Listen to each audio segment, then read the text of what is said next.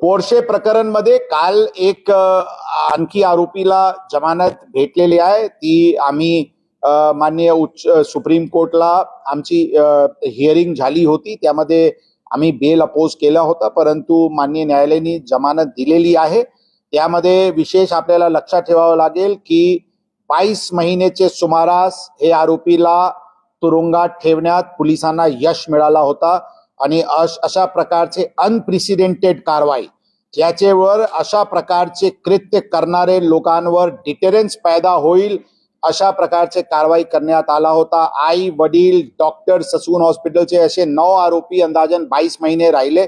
मला नाही वाटते की देशात कुठे अशा प्रकारचे केसमध्ये इन्फोर्समेंट एजन्सीला 22 महिनेपर्यंत आरोपीला आतमध्ये ठेवण्यात यश आला होता।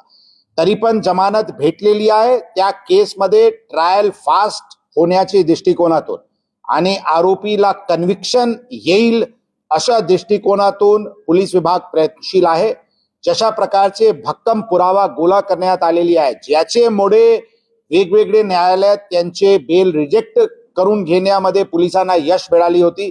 मला विश्वास आहे अशा प्रकारचे पुरावा अनुषंगाने आरोपीला सजा मिळेल आणि आमची जे विक्टिम्स आहे ते पूर्ण प्रशासनाचा त्याचे पूर्ण सिंपॅथी आहे, दुःख आहे आणि ते विक्टिम फॅमिलीज सोबत आम्ही सिंपॅथाइज करत आहे आणि आम्ही त्यांना आश्वासन देतो की पोलीस दल आरोपीला सजा आणण्यापर्यंत we will leave no stones unturned.